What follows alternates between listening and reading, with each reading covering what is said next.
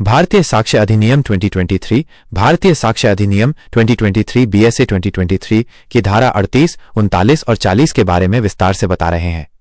यह अधिनियम भारतीय साक्ष्य अधिनियम 1872 की जगह लागू किया गया है और 1 जुलाई 2024 से प्रभावी हो चुका है। अब आइए विस्तार से समझते हैं। धारा 38, मान्य होने योग्य तथ्यों के बारे में राय। अर्थ, जब किसी विषय पर विशेष ज्ञान रखने वाले विशेषज्ञ जैसे वैज्ञानिक, डॉक्टर, इंजीनियर, तकनीकी विशेषज्ञ, हस्तलिपि विशेषज्ञ आदि की राय की आवश्यकता होती है तो अदालत ऐसे विशेषज्ञ की राय को साक्ष्य के रूप में स्वीकार कर सकती है। उदाहरण, डीएनए रिपोर्ट या पोस्टमार्टम रिपोर्ट पर डॉक्टर की राय, किसी दस्तावेज पर हस्तलिपि या अंगूठे के निशान का मिलान करने वाले विशेषज्ञ की राय, साइबर क्राइम केस में डिजिटल एक्सपर्ट की रिपोर्ट। इसका उद्देश्य है कि जज हर क्षेत्र में विशेषज्ञ नहीं होते, इसलिए जब तकनीकी या वैज्ञानिक सवाल आते हैं तो विशेषज्ञ की राय अदालत की मदद करती है। धारा 39, किसी तथ्य से संबंधित प्रविष्टियां।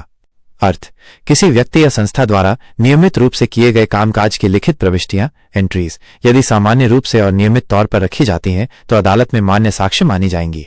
उदाहरण, बैंक की खाता बही, पासबुक लेजर, सरकारी दफ्तर की रजिस्टर प्रविष्टियां, कंपनी की नियमित अकाउंट बुक। ध्यान रहे, ऐसी प्रविष्टियां स्वतंत्र प्रमाण, कंक्लूसिव प्रूफ नहीं होती, बल्कि सहायक साक्ष्य, कोरोबोरेटिव एविडेंस होती हैं। अदालत को इनका समर्थन करने वाले अन्य सबूत भी देखना जरूरी होता है। धारा 40, स्वीकृत तथ्य, एडमिशंस।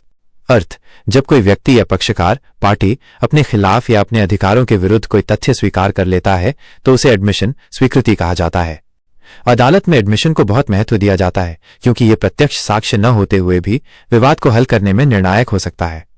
उदाहरण, यदि किसी मुकदमे में प्रतिवादी ये मान ले कि उसने पैसा उधार लिया था तो उस एडमिशन को अदालत मजबूत साक्ष्य मानेगी। अगर आरोपी पुलिस या अदालत के सामने लिखित मौखिक रूप से मान ले कि अपराध उसी ने किया है, परंतु एडमिशन तभी मान्य होगा जब वो स्वेच्छा से दिया गया हो। किसी दबाव, लालच या धमकी में किया गया एडमिशन अदालत स्वीकार नहीं करेगी। संक्षेप में, धारा 38 विशेषज्ञ की राय, एक्सपर्ट ओपिनियन साक्ष्य मानी जाएगी। धारा 39 नियमित और आधिकारिक रिकॉर्ड प्रविष्टियां साक्ष्य होंगी।